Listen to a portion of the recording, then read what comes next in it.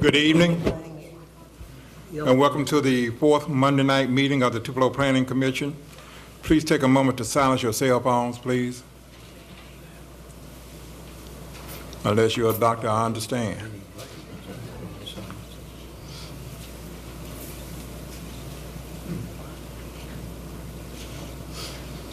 Okay. At this time, please rise for our invocation and pledge of allegiance. May we bow our heads, please.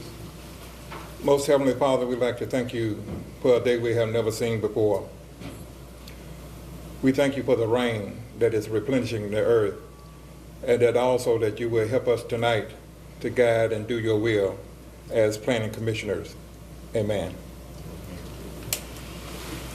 I pledge to the flag of the United States of America and to the republic for which it stands, one nation, under God, indivisible, with liberty and justice for all. Please be seated.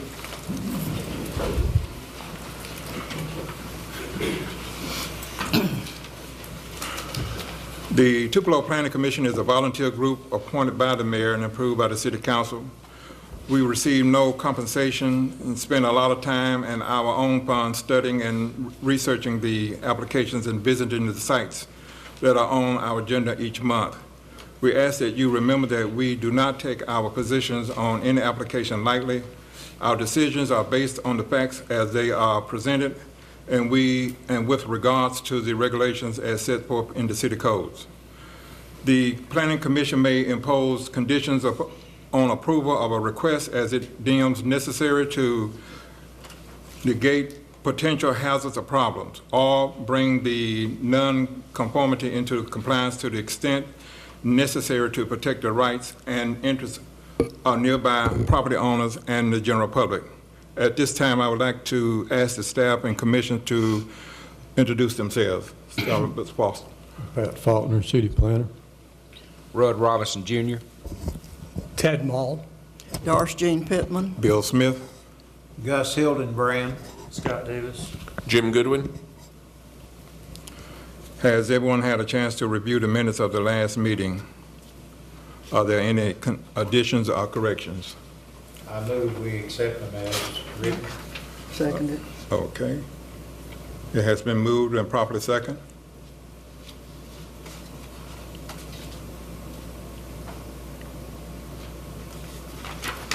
There's a motion to approve. Those in favor, please raise your right hand. Those opposed, likewise. Thank you.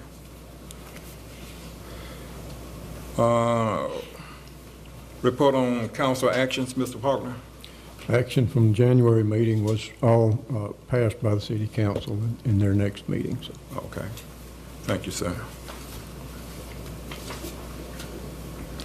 New business. We are now ready for a new business portion of the meeting. There is one item on the agenda tonight as we work through the item. If you are here in order to comment on the application, please, when you are asked, move to the podium, speak into the microphone, and state your name and address. Even if you have something to say a second time, please go to the mic and do that so it can be recorded. Thank you very much on that.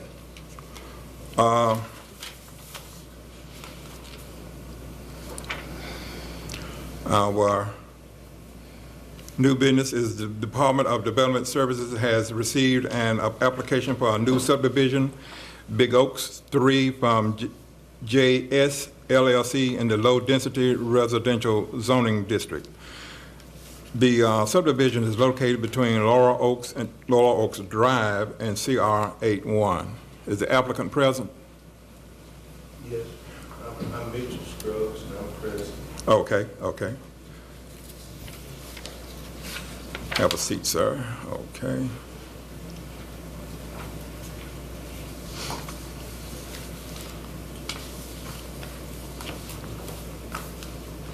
We will now, if you don't mind, Mr. Scruggs, would you come to the podium?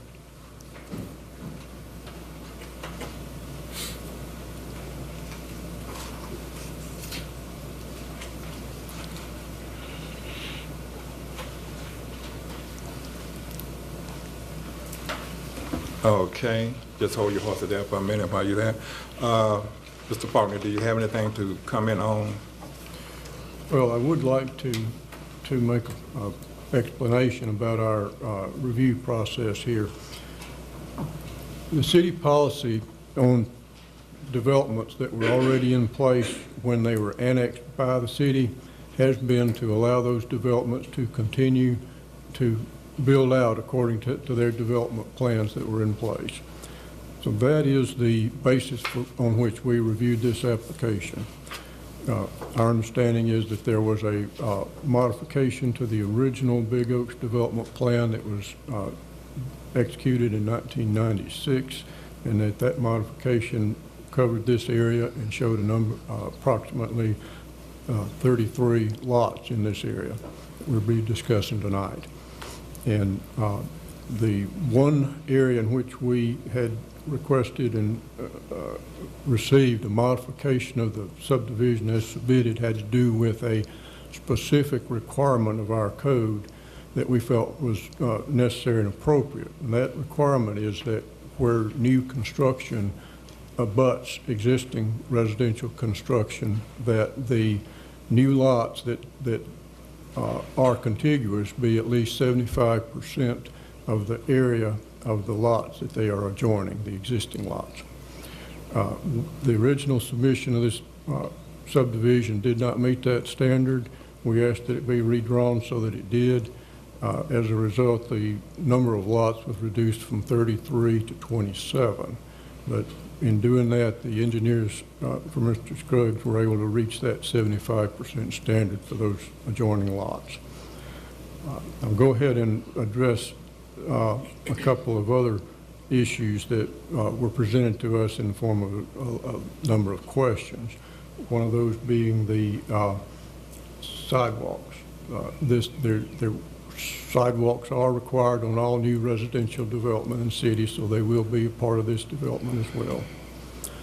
The size of the street, again, that meets the standards that are applied to all residential streets in the city of Tupelo, so they also will be adequate.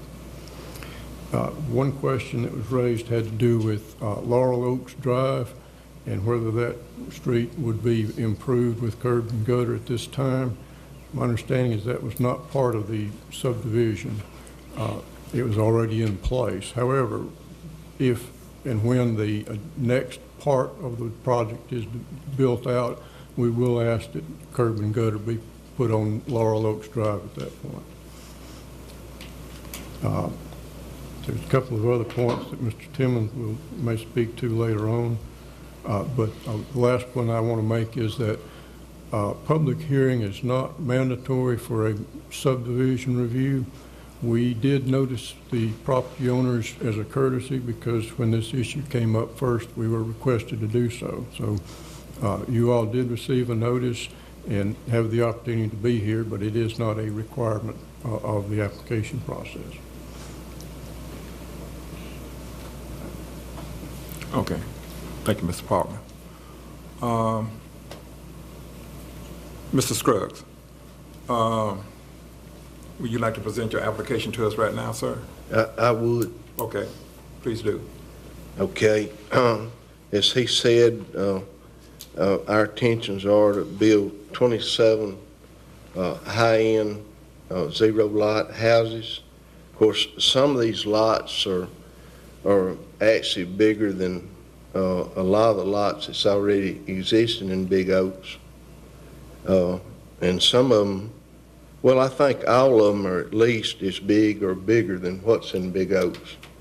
And our intentions are to build, like I said, a high-end zero-lot neighborhood.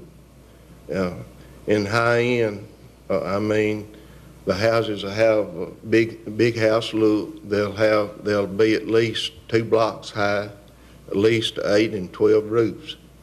So, super nice neighborhood that I think everyone would love to live in. And the reason for this neighborhood, it's not any neighborhoods in the city like this.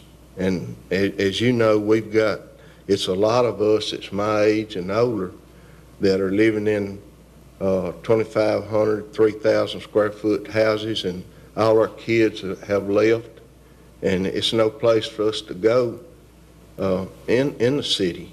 And this type high-end zero-lot house, I think, would be an asset to the neighborhood, which I live just as well as y'all guys live, in the Barnes Crossing area, Big Oaks area. And I think it's going to be in high demand, going to be super nice, and I think everyone would love to live here. And at this time, I would like to try to answer any questions that you guys that live in that neighborhood might have to make you more comfortable with this neighborhood. And at this time, if you will, I'll be glad to answer any questions that you might have for me. Mr. Scruggs, we'll get to that portion in just a few minutes. Okay. Okay. You can go back and have your seat there. Okay. We have those who are with us tonight who are from the Big Oaks community. Will you hold your hands up? Okay. Those who would like to speak for or against, you are welcome to come to the podium, give your name and address. Let's try not to repeat the same thing that the other person has said. Yes, sir, you may. My name is George Rutledge. I live on 3446 Mossy Cup Drive, which is in the Garden Home area of Big Oaks. I guess, I sent my letter earlier to Pat so we could get a lot of the thing answered. I guess Johnny is probably going to address some of the other things here in just a minute, so there's no use to get repetitious on that. I guess, Mitchell, where is he? Okay, there. Have y'all got any covenants or restrictions or guidelines or bylaws that you have drawn up that we could get a copy of yet? We'll have those. Okay, all right. I think that would help us right there, because there's a lot of land to still be developed out there, and we do have a very nice neighborhood, and we'd like to see it progress in that direction.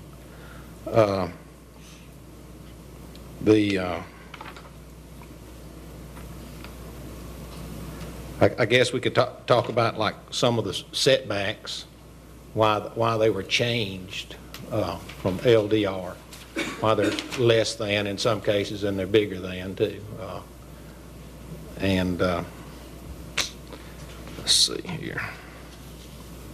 I think the street size is, that's what we have on Mossy Cup Drive. But one thing we do have a problem of, and I think Mitchell's his covenants and could help us with that, to be sure that we don't have people parking trailers in the driveway and leaving them in the trailer, or pulling a boat trailer up there and leaving a boat trailer in the road, and leaving cars in the road. Because Mossy Cup on the weekends, when visitors come, because there's a lot of older people living there, my age and up, and their children will come to visit, or grandchildren, and the streets get pretty cluttered with traffic.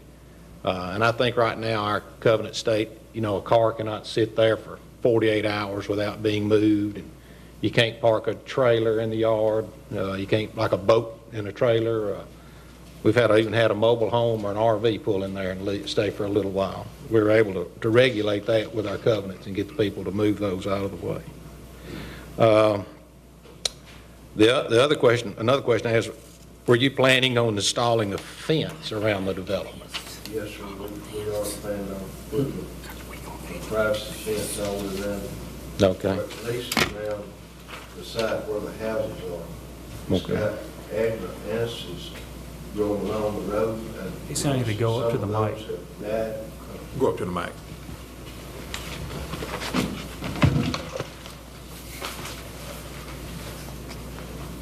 First of all, I'm going to answer your question about or respond to the covenants.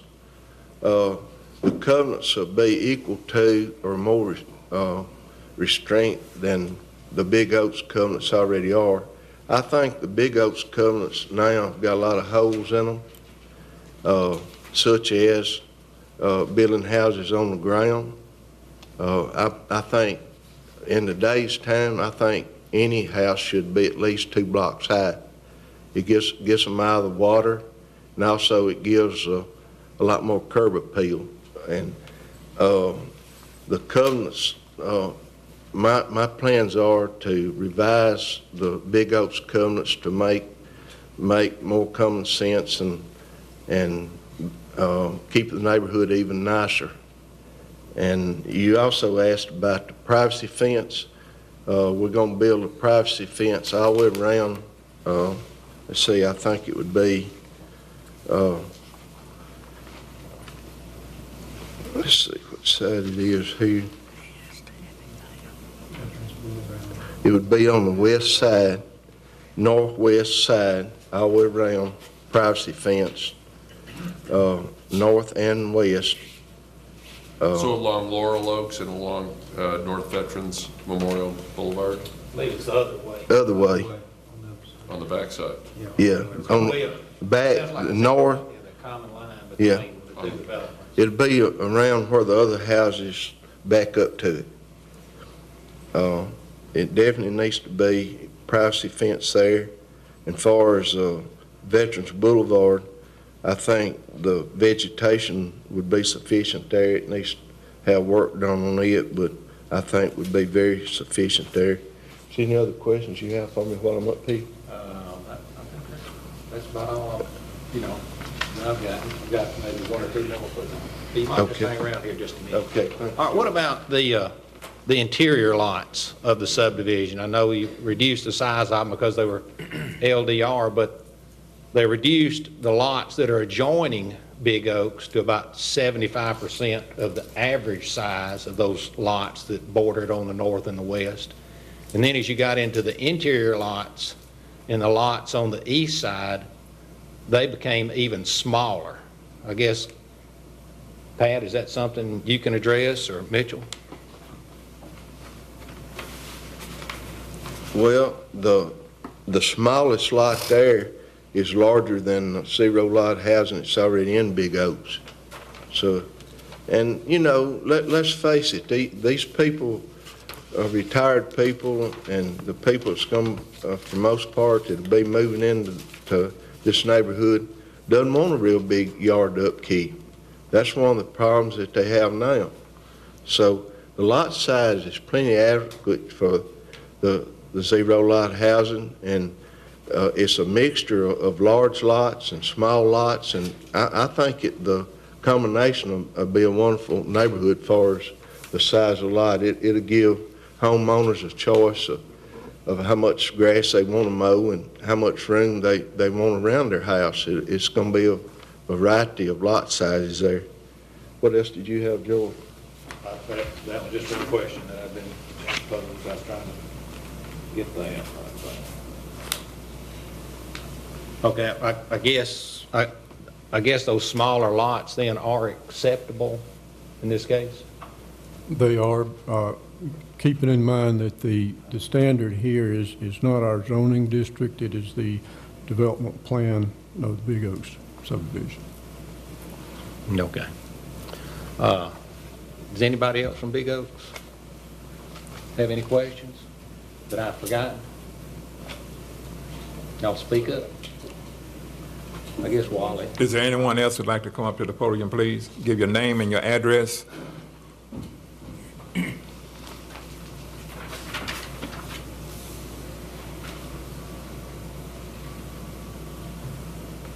Emmeline Rutledge, 3383 Mossy Cup Drive is where I live.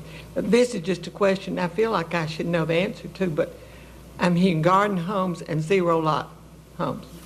What is the difference? Are they identical or not? I think it's just a word game there. Could be interpreted several different ways, and that's a very good question because I've wondered that myself. But basically, garden home I think can be a zero lot house, or a zero lot house can be a garden home. But when you get right down to brass tacks, neighborhoods have every right to be scared of zero lot housing because you look around in other areas to where they're not built to covenants, and they're built cheap and shoddy, and they bring in the wrong kind of people to neighborhoods. You've seen that, and I have too, but that's not what we're looking at here. We're going, like I said, we're going to have the Big Oaks covenant set more restraint, and definitely it's going to be a neighborhood that everybody will be proud of, and Tupelo really needs it really bad. And I think all you neighbors, I think you're going to really be proud of it. It'll be an asset, but at the same time, it's no rules and regulations or anything that says that you've got to adopt it into Big Oaks. But as far as I'm concerned, I would be open ears as far as letting it be a part of Big Oaks. At this time, I'm not sure about the name, but I thought, is this something I can talk to the crowd about? Yes. Okay. We thought about maybe it being part of the Scott place. Now, I think y'all might have a street that says something about Scott, right? Do you? I don't think we do. No. But the Scott place originally was about 450 acres there, and a guy named George Scott owned that place. And I was born on it in 1949, exactly where one of these zero lot houses is going to sit. And I really wanted to call it the Scott place at Big Oaks. And I think that would be a real good name for it. And of course, I live across the street from it, and y'all live across the street from it. And it's no way that I would let anything bad ever come in there or be bad. So you can rest assured on that. But I understand your concerns about these zero lot houses because in other neighborhoods they have ruined neighborhoods. But I think in this particular neighborhood and the need for it at this time, it only makes good sense. And I'm willing to do whatever it takes to make it that kind of neighborhood, and I'm going to. If City of Tupelo sees fit and y'all guys want it, I'm all for it. But I told some of them here the other day, if y'all didn't want it and the city don't want it, I'll plant soybeans on it. That's what I used to grow on it. I mean, it's good farmland. But I think it'd look a lot better and be a lot better if it had real nice homes in there and the right kind of people living in them. And it would definitely help the tax base of the county. And if it was a part of Big Oaks, it'd share in the expense of keeping that neighborhood great. But I just appreciate y'all giving me the opportunity to come here tonight and talk to you about the neighborhood. And you know, I'm really excited about it, and I hope y'all are too. Thank y'all guys very much for letting me speak. Thank you. I guess the other question, Mitchell, is would you let a few people from our neighborhood help you with the covenants to review them, to be sure, you know, we get what is best for the community? Because you've got a lot of other land out there also. I mean, once you start, I know you won't stop. It'll just keep going, which will, and, you know, it needs to be very nice. And I think that's what you're telling us tonight, is that you would do. Would you be willing to let us maybe have a couple people sort of, when you get them ready, maybe let them read a rough draft and make some corrections? I'd be glad to. Okay, all right then. All right. I guess my other question is, are you going to let Johnny speak as to the water line? Or do you need to handle that? He can. Okay, all right. I guess, Johnny, if we could maybe get some explanation on the water line and all going through there.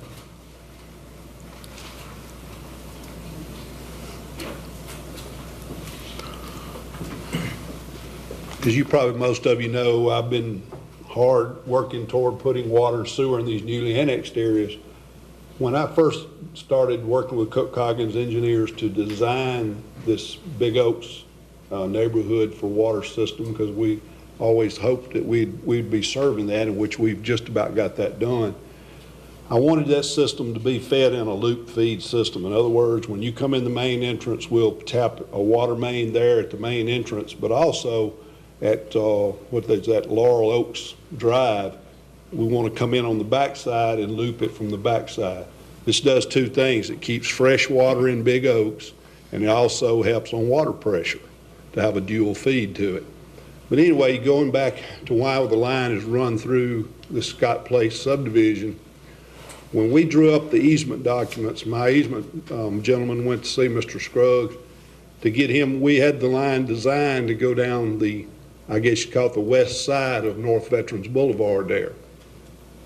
He come up with the idea of bringing it through Scott Place and then tying into Big Oaks. And he said he would sign the easement if we would do it that way. I had no problem with that. Sounded like a great idea. You got to look at the backside of this thing. If this development does come, and I'd have kept it out on Veterans Boulevard, Mr. Scruggs is going to build an 8-inch line into his subdivision.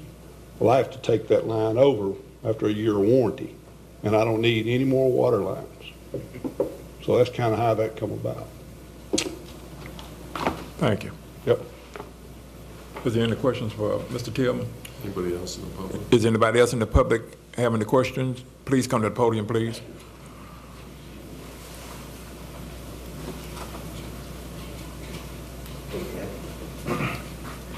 Bob Kuhn, 3628 Big Oaks. I live at the southwest corner of the proposed development. My lot's about 120 by 150, and I'd just like to say this. As we talk to realtors about property anywhere along Big Oaks, and I looked at many houses before I bought mine and been back and forth for almost 20 years playing golf and looking at the houses and that type of thing, and you'd talk to the realtors about there's going to be a possibility of a development behind these homes, okay? And the realtors always said that it's part of the Big Oaks covenants, number one, and that this property would match the existing properties and the existing lot sizes, okay? I bought my house 8 years ago. I got a hold of George, who I knew very well, and we talked about it, and I looked at the covenants, and we looked at the mapping, okay, of what this proposal was, all right? It was 12 to 14 homes. It wasn't 33. I have been up there for 20 years. I had never seen a 33 lot document, ever, okay? It's always been a 12, 14 lot document. Now, I believe in compromise, and when I heard that Mitchell was looking at developing this and the type of homes that he builds and his construction efforts, that's a positive, without question, okay? But I think you guys need to know, many of the people that I live with, and we live up and down this road, we bought houses up and down this road, okay? We're told that this was going to be a 12 to 14 lot development, not a 33. I have never seen a 33.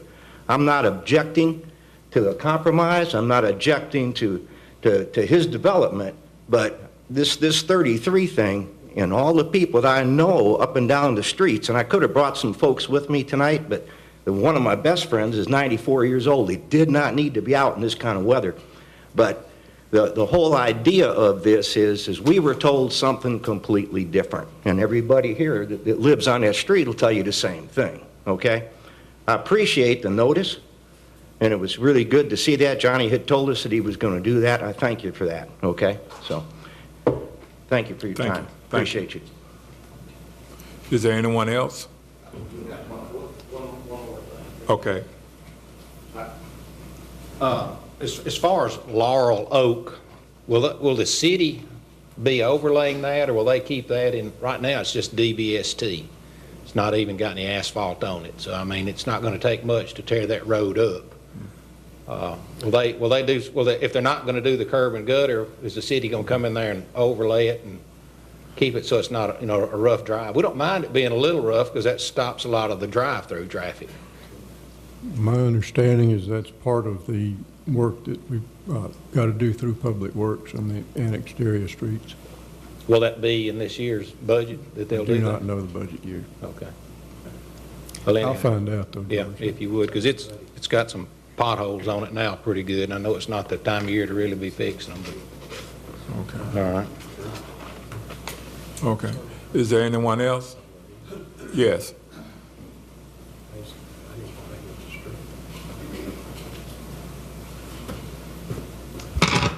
Thank you, everybody. Mr. Scruggs, thank you for your time. And my name's Wally Davis. I live at 3664 Big Oaks Boulevard. I have property immediately adjacent to the development in question. I've been a resident of Big Oaks for 10 years now, along with my wife, and we've raised our 2 boys here in the neighborhood, and we've really enjoyed all the neighbors and friends that we've been able to make over the years. And Mr. Scruggs, thank you. I want to let you know that I don't stand here, as I told Mr. Palmer, our councilman earlier, in objection to your development. I'm not doing that at all.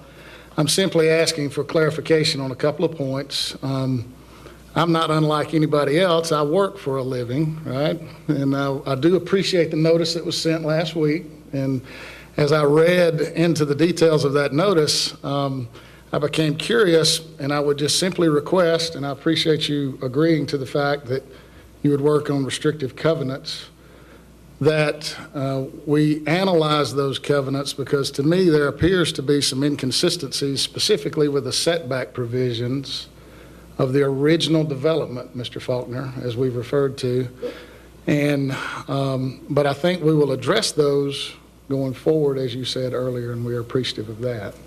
I had one clarification item that I would like to know, because the fence will be near me.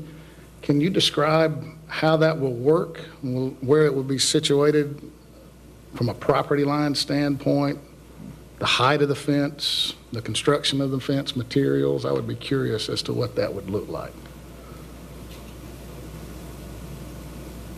I'm sorry, I don't have that. That'd be Mr. Scruggs would need to answer that. Yes, please.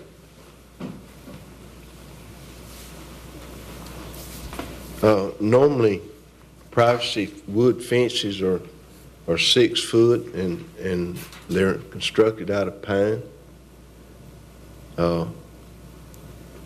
And what was the other question? You had about a fence and a setback? Yeah, it would be on property. Yeah. The setback,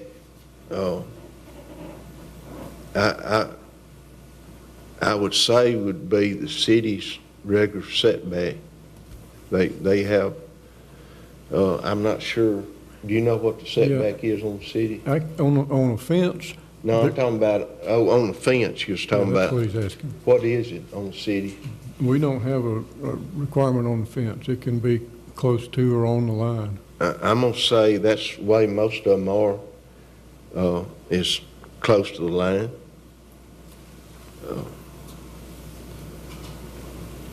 And the setback would be, you do have a setback in the city. What was the setback? I think that was his question.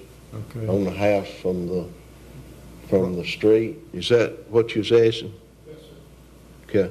Okay, on the plat that you've got submitted here and drawn, it's 25 feet on the front, 20 on the rear, and 5 on the sides. Okay, good. Just a point of clarification, I believe if you'll research the setback provisions that are directly tied to the warranty deed, which are directly related to the Big Oaks Homeowners Association bylaws, George, I believe those setback provisions are not consistent with the information being presented. So hopefully we can work through that. And more specifically, my question, and Mr. Timmons may can help me with this, we're very appreciative that we have underground utilities and we have a power line and telephone lines that run on that property line or generally around that property line. So I guess my question would be, and I'm not accustomed to that. My previous location, we had all those wires over our head. So my question would be, do we set the fence, do we leave room for your guys to get in there? What happens from a maintenance standpoint when we're setting the fences together? And is there some way me and Mr. Scruggs can work collectively on the fence so it makes sense for both he and myself and maybe my other neighbors down that property line? That's what I'm interested in. Yeah, I can answer that. All utility companies have a utility easement, and the fence could not be built on that easement because they had to go in there and work on the utilities from time to time. So the fence would have to be moved off the easement. It could be a few feet or 5 foot or whatever. And let's see, what was that other question? Yeah, about the setbacks. You know, on zero lot housing, I know in the development where y'all live, Mr. Rutledge, it's probably, it couldn't be very, very much 5 foot. That's what, yeah, and that's what we're doing. So it would be at least 5 foot. But now these lots are big enough, it's gonna be over 5 foot. These are pretty big lots if you notice. The original plan that Ruff's handed me that was already approved when I purchased this land had about 38 lots on it, did it? 38 lots, and we only putting 27 houses on here. So it's a lot of these lots is bigger than what y'all have got the big homes on, but they're gonna have garden homes on them. So it's gonna be a variety of size. If you look at that plat, from a smaller lot, so I don't think it's a lot in there that's not bigger than the lots on the housing, zero lot houses that exist in Big Oaks now. All the lots are bigger than those lots, but the larger lots is big as some of the lots that the big homes are on. So it's going to be a variety of lot sizes, and I think that makes a neighborhood. No one wants to pull in a neighborhood and look at shotgun houses, and that's not what you're going to see here. You're going to see a variety of houses, and they're going to have the new earth tone type brick, like I said, 2 blocks high, at least 8 and 12 roofs. They're going to have the big house look, and they're going to add to your neighborhood. They're going to increase your property value instead of lessen it. And so I think it's going to be good for anybody, everybody. Has anybody else got any questions? Is that okay for let people ask me questions? What about the square footage on the house? What are you looking at building? You know, I think anywhere from probably 1,300 to 2,000 square foot, somewhere in that range. You know, it's going to be a variety of sizes in there. A lot to do with the lots. Like I say, it's some large lots in there. So it could be some larger homes. They really are really not going to be zero lot. I mean, if you'll notice those lot sizes, some of them are going to be pretty big lots and could house a good sized house there. Is any other question? Please, sir.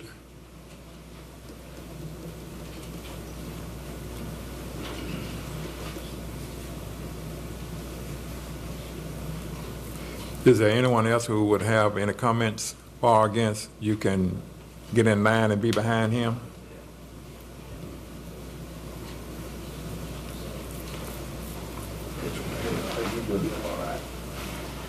My name's Harvey Clements, and I live at 3347 Mossy Cup Drive, and I'm a new resident over there, so I really don't have any right to ask much, but would like to know the price range of these homes, and I'd like to know, is there any chance that this development, if it's enfolded with you homeowners to make it part of Big Oaks, wouldn't they have the same restrictions and make it better for everyone? I mean, I moved there for a reason, same reason you listed. We retired, but our house is 2,500 square feet. I don't have any lot line, I don't have to worry about it, but it's not a $100,000 house. And we bought some property in Harrison County that what's happening to neighborhoods is they're putting these $100,000 homes next to $300,000 homes. And it hurts the neighborhood. And if it complements it, if it makes my home value stay the same or go up, I don't think anybody would have any problem with it. But if it brings it down, or they're not under the same restrictions, they're not under the same obligations, naturally, if somebody can afford a $90,000 house and they can't afford a $300,000 house, there's a big difference. So you're making an upper end home, so I would assume they would be higher end homes. But That may be out of line, but that's just my question. I moved there after 20 years. I wanted to be there. I saw a home there that was being built in 1997. Loved it. It took 20 years for that lady to pass away, and I finally got the home. So I want to be there, and I want it to be around for my kids. That's a good question, but I've got a good answer for you. You won't see any $100,000 homes in there. You don't, in today's time, you don't build houses 2 block high and 8 up on the pitch on the roofs and granite countertops and the kind of houses we build. You don't buy them for $100,000. And I think I'd like to tell you how much these homes are going to cost, but I don't really know. It just depends on the sizes of them. But they'll cost over $100 a square foot. You can't build anything really nice with over $100,000 without paying $100 a square foot. And I own a building materials store that the building materials come out of, and I build a lot of houses. I build about 30, 40 houses a year. But you can drive in my neighborhoods, and you'll see nice homes that don't sit very long. I build them to sell, and I build nice homes, and I build nice neighborhoods. And I wouldn't have anything else across the road from my house. I want really a nice neighborhood that when people drive in, they'll say, you know, I would love to live here. And to answer your question, I think this neighborhood will increase your property values. And I think everybody in this room will be proud of it. And I am willing to work with the neighborhood on the covenants. Now, covenants that go with a 3,000 square foot house or 4,000 square foot house might not work in a zero lot neighborhood, but the covenants that in where Mossy Oak is, it's already existing, or definitely should work in this neighborhood, except I'll tell you, we're going to have to go a lot further than those covenants, because this neighborhood, I'm planning on being, it's a lot of things has changed as far as covenants and neighborhoods since Big Oaks built, and it's a lot of covenants that needs to be a lot of things needs to be improved in the newer covenants to protect the neighborhood. Bill? Yes. Can I, just a point of clarification, a desire to mirror the covenants is a good thing, but it isn't going to happen tonight. So I think any decision that's made tonight needs to be independent of a dialogue on the covenants, because it's a legal issue. It's going to take time, and aligning them and mirroring them, while it's a good goal, I don't think a decision tonight can be based on that, because there's just so much footwork that would have to go into that. It seems like. Right. I just have one question. We live at 3675 Big Oak Boulevard. Are you going to sell lots without houses, or are you going to build all the houses? What was your name, sir? Mike Horton. I don't think she heard you. I'm sorry. Mike Horton. My intentions are to build all the houses. I'm not saying that I won't sell a lot, but my intentions are to build all the houses. Thank you. Wally Davis again, sorry. Just a point of clarification, and I apologize, I didn't do a very good job earlier. We've heard several different square footage dimensions mentioned tonight, and I just want to raise an awareness issue. And I do believe you're going to build quality properties. I'm not questioning you publicly about that. But in my existing warranty deed, it references the covenants, the restrictive covenants tied to the Big Oaks Homeowners Association.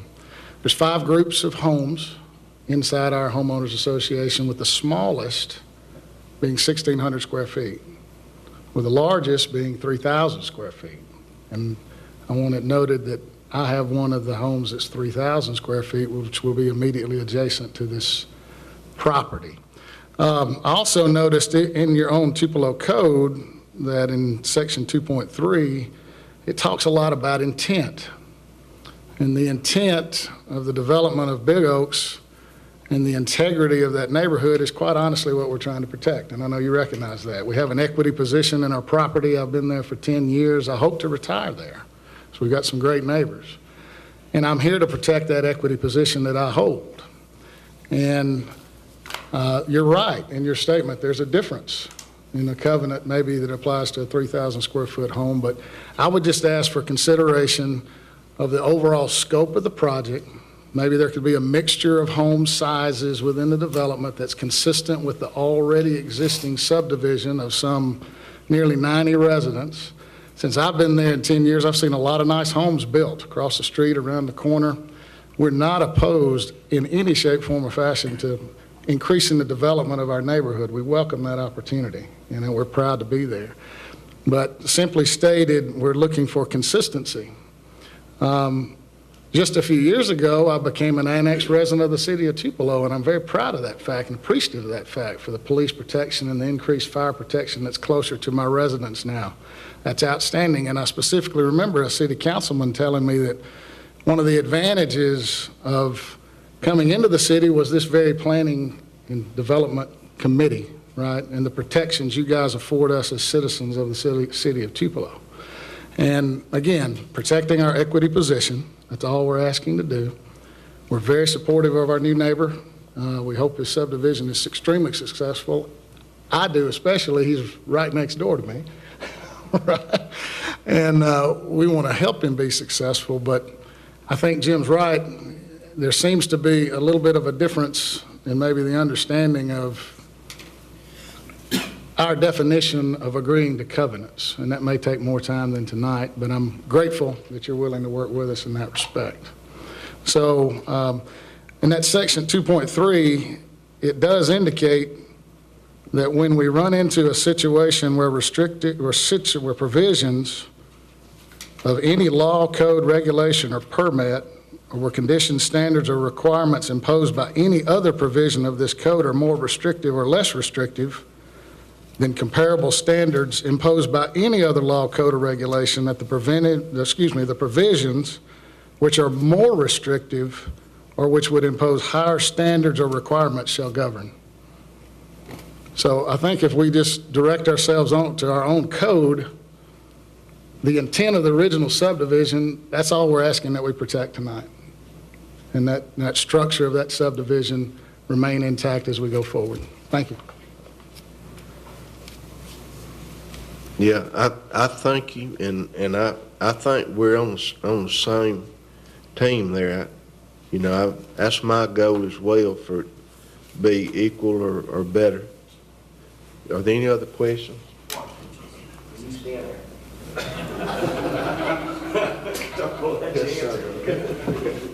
Bob Kuhn again, excuse me.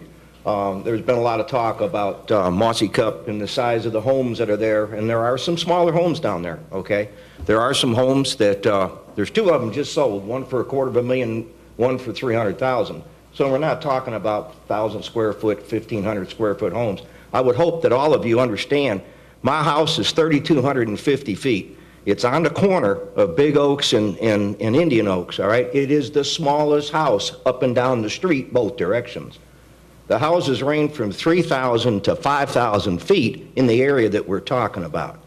When the city took us over, I made all those meetings. I talked to Jack Reed, I talked to Mr. Davis, and he was alderman at the time.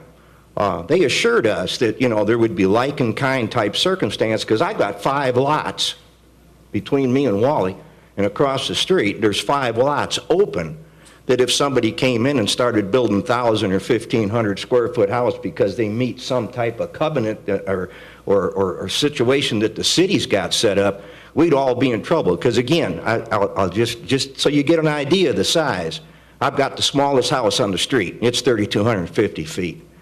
So talking about building 1,000 or 1,500 square foot houses in our backyard doesn't make a lot of sense to me, okay?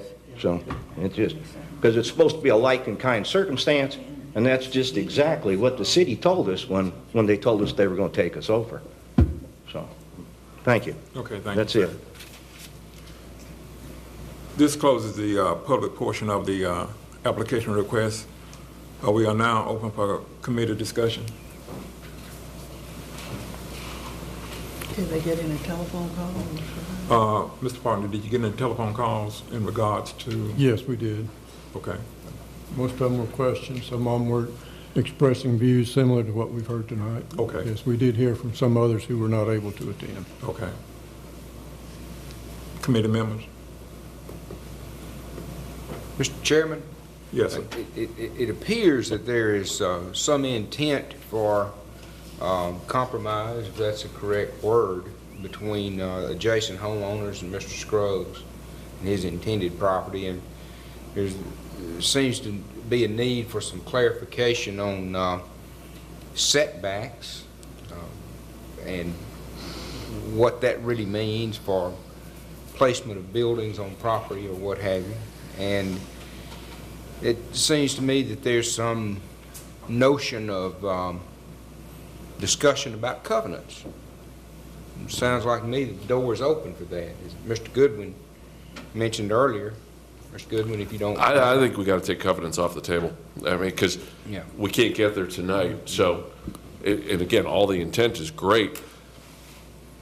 I think this is an outstanding neighborhood, and I think that the blend of different size homes, the different size clusters is very clever, and I think will enhance the value of the whole neighborhood. It feels like there's two different neighborhoods in here, and I think that's a good thing. I think that's a good thing, not a bad thing. I think there are large lots for which you expressed the intent to build nice homes on the line that it butts the current property owners.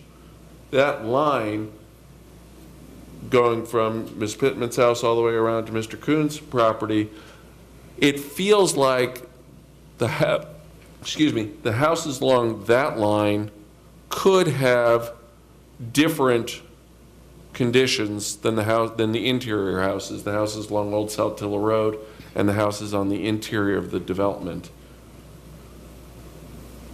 I understand that the city has a policy of, Pat, I'm sure there's a better phrase, but grandfathering plans that are on file. But it seems to me that the lots that abut Big Oaks should play by the same rules, that it would be to the benefit of all parties if those lots, and I'm talking about the lots that immediately abut properties currently in Big Oaks, if those lots were a minimum of 1/3 of an acre, and if those lots had 10-foot setbacks rather than the 5-foot on the side, 10-foot side setbacks rather than the 5-foot that is proposed. Just to clarify, right now, on the front setbacks, the city code requires 20 feet. This plan is listing 25, so it's a greater setback, which is a good thing. On the back setback, the city requires 15 feet. This plan suggests 10. But on the side, and this is where I think it's a big difference, on those houses that abut the current property line, the city requires a 10-foot side setback, and this plan requires 5. So there are, as I look at it, 6 lots that are currently less than the 1/3 acre city minimum. Those are lots 3, 4, 13, 14, 17, and 18. Once again, lots 3, 4, 13, 14, 17, and 18. Those 4 lots are less than the city requirement 1/3 of an acre. It seems to me if you took lots 19 through 1, and on those 19 lots required a 1/3 acre minimum lot and a 10-foot side setback, it seems to me that those properties which abut Big Oaks would look like Big Oaks. And so my question to Mr. Scruggs is that something that you would be open to, just on those abutting lots? Okay. Repeat that setback. The city requires 10-foot, and I think it's just the side setbacks that are in question, not the front or not the back. I think you've got a good plan for the front and the back, but on the side, right now, the city requires 10-foot side setbacks, and your plan suggests 5. If you could go to 10, and if you could go to a third acre, which would only affect 6 of the 19 lots, it seems to me that the effect of those two compromises, and George, Wally, I think you'd have, if he met those two conditions, then the abutting properties, I think, would look like Big Oaks.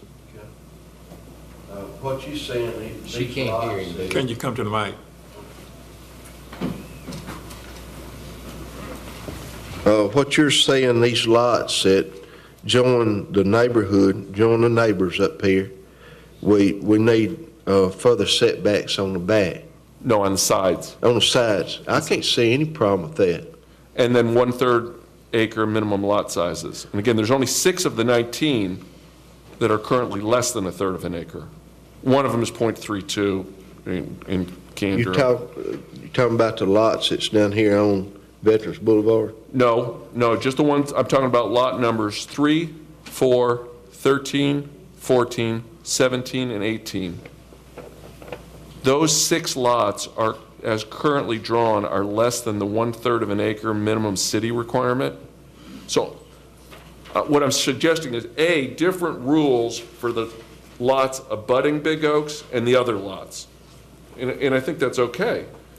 And then I'm suggesting that for those abutting lots, if you could meet the city minimum of 1/3 of an acre, and if you could meet the city minimum on the side setbacks of 10 feet, I think you'll have lots and houses on those lots that look like Big Oaks. Yeah, I don't see any problem with that. Because those lots are big anyway. Yeah. Might have to shift a few lot lines, but it wouldn't be any problem. Mr. Rutledge or Tom, somebody is that compromise palatable?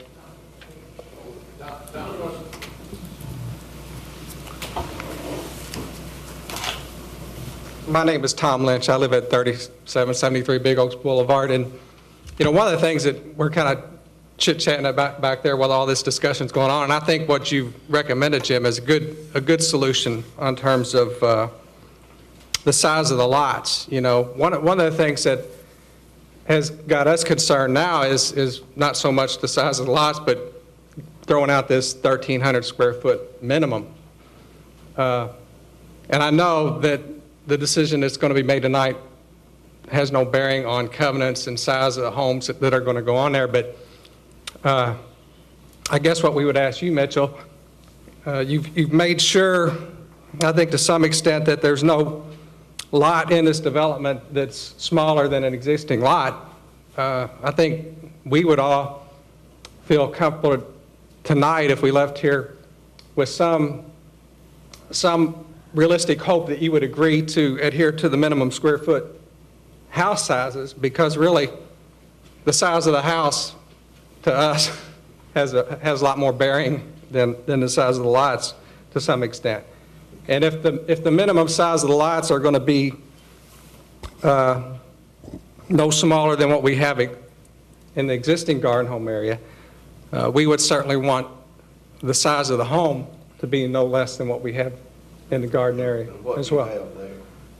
We're not certain, but we think it's 1,600 square foot is the smallest, and that's into covenants, so we could look at that. But I think if we had some understanding that we wouldn't go below what we have, and we could come up with some compromise on these lots that butt up to the existing homes, I think that would be favorable to us.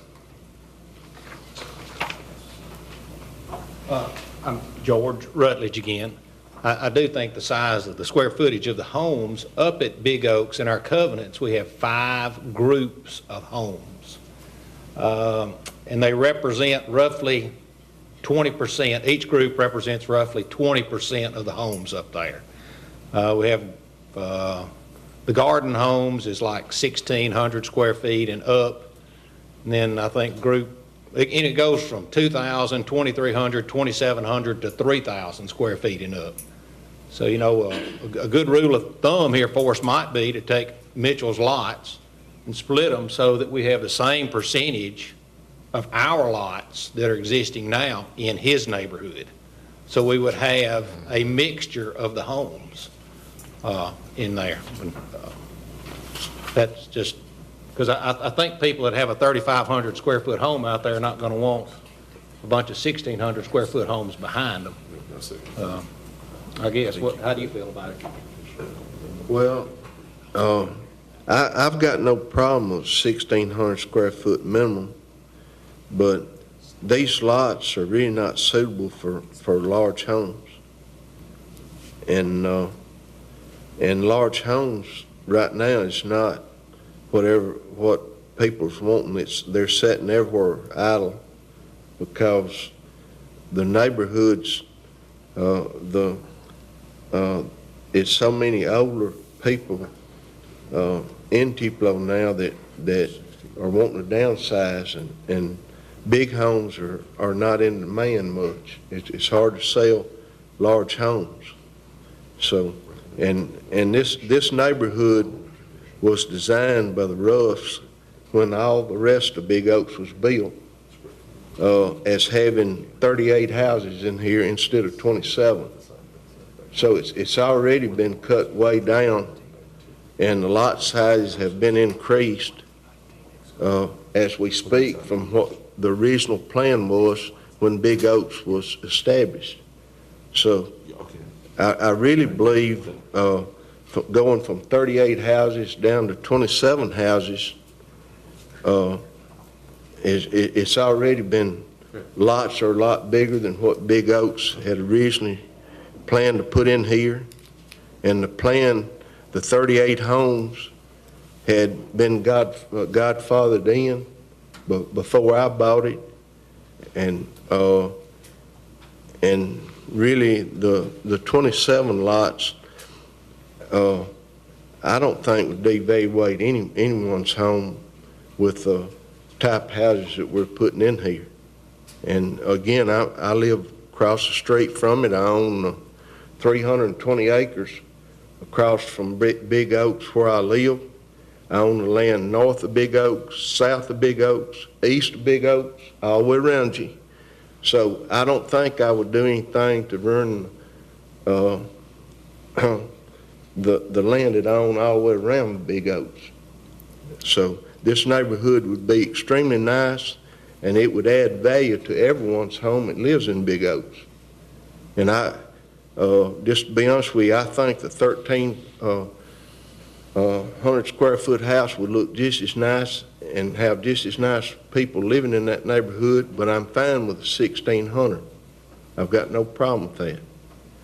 But as far as building real big houses in a zero lot neighborhood, I don't think that should be. But now, as far as the big houses in that neighborhood already in those sections, I don't think these zero lot houses will devaluate any, because I don't think the other zero lot houses in that neighborhood has ever hurt that neighborhood.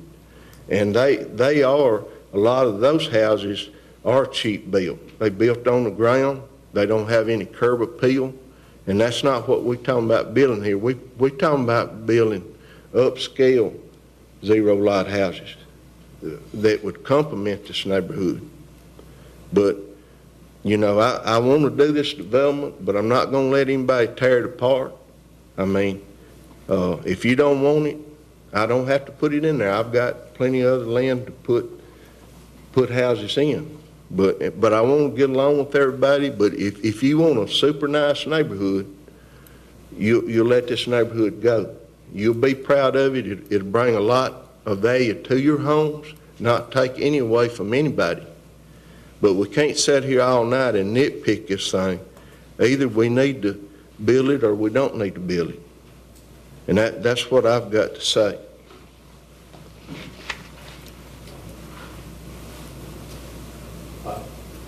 George Rutledge, and I've got one other statement.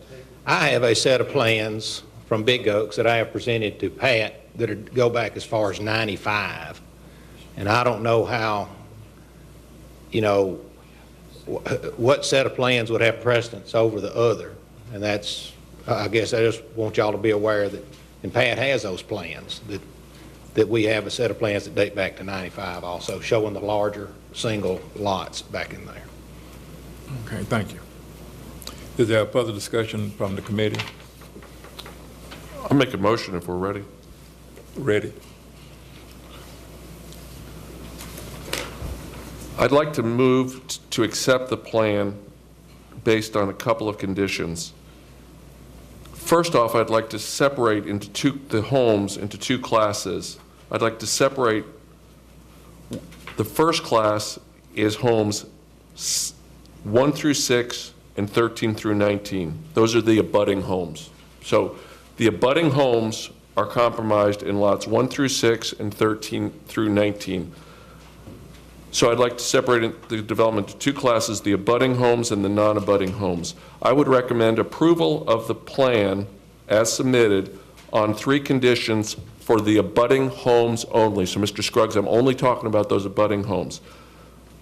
That the abutting homes, A, be on minimum 1/3 acre lot sizes, that B, they have 10-foot side setbacks, and C, that they be a minimum of 1,600 square feet on those, just on the abutting property lines.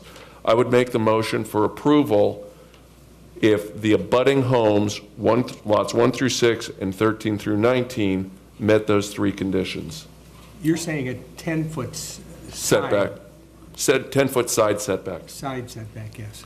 Instead of opposed to the 5. Instead of the 5 that's currently submitted. I'll second that.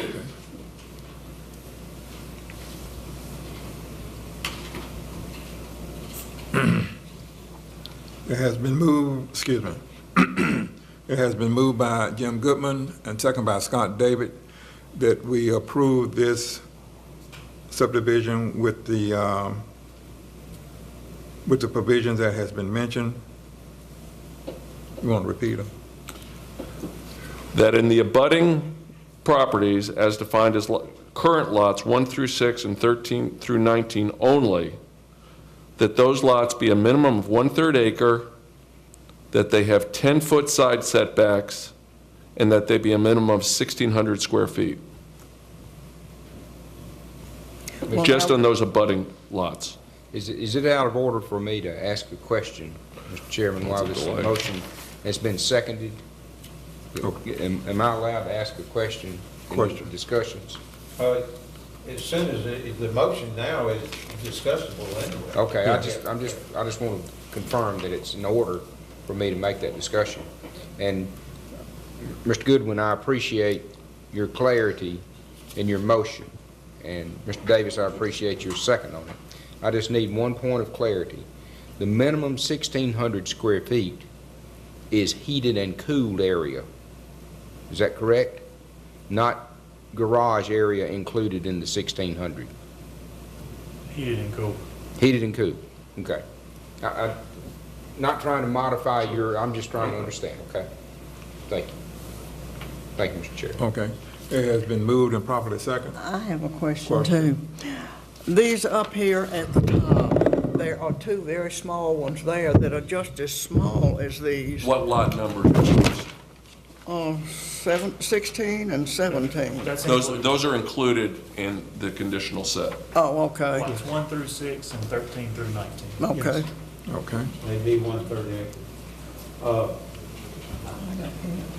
I still have a problem with it because the zoning required and what Pat has talked about is that these lots be 75%.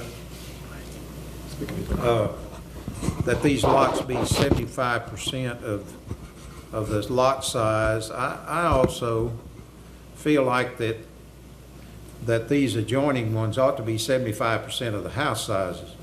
And the 1,600 to me is a moot point. If you have 1,600 on the big lots, then you got You could have whatever you want on those small lots. I think those lots, as Mr. Goodwin put in his motion, ought to be a minimum of 2,000 square feet. And that and even that is not 75% of the house sizes. If the smallest house size is 3,000 square foot, 75% is 2,250 square foot. And so, but I think a 2,000 square foot built at a very nice property now would be of complementary to any size house that it backs up to. And that's just my feeling on it. I think those lots ought to have bigger houses on them.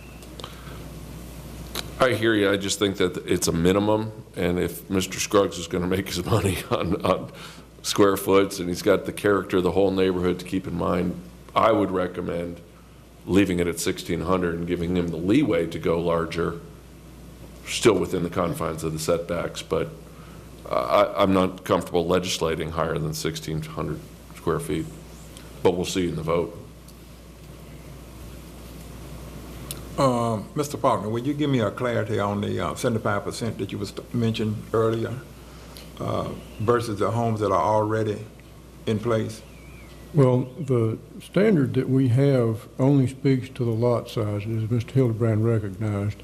That's because we are not authorized to regulate the size of houses directly, only indirectly through the size of the lots.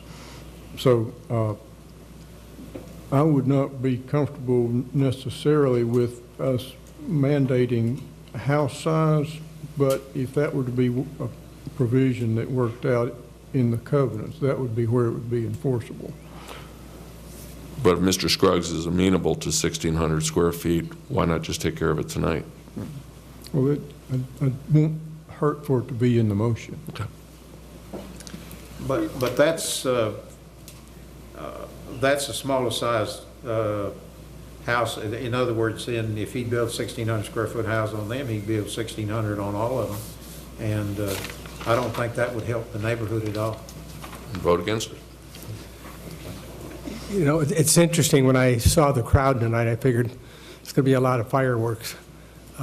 Obviously, that's not the case. Everybody came here with a spirit of working to a compromise. And I think, Jim, your help in that has been really beneficial. The spirit that you've shown, saying that you'd like to work with Mr. Scruggs on the covenants, I think is very important. And I think that with those covenants coming from Big Oaks itself and blending with what you're trying to achieve, will take care of the housing sizes and things of that nature. I think the 1,600 is a good minimum, particularly when you get to the garden homes, but somebody building on a half acre lot is going to certainly want to do more than that. I think that the motion, the way it's presented now, is more than adequate. Okay, thank you. Yes. My concern is a 15-foot backyard. That puts that house awfully close to the one behind it. And when your lot is like mine is, there will be two houses behind me, 15 feet from the property line. Would you consider making that a little deeper? I think he said 20 to start with. Yeah. And then some way it got down to 15. Is it going to be 20? 15 is the city, the plan is 10. Yeah. The plan is done. And yours will be 20 feet? I'm gonna say that or more. But Well, good. It's also gonna be a privacy fence there as well Okay. that we agreed to put around out of the river. Are we ready to vote? All in favor, raise your hands. 1, 2, 3, 4, 5. I'm going to abstain. 5 for. Those opposed?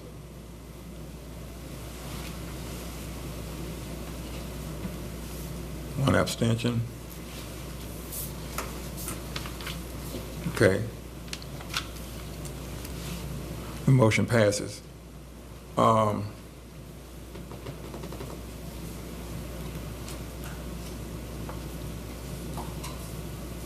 Is there anything else we need to do with this, Mr. Faulkner? Well, normally we will advise anybody present that the action of the planning committee can be appealed to the city council. Not sure there's a point in it because this action also automatically requires city council approval, so it will be on their agenda. Okay, thank you.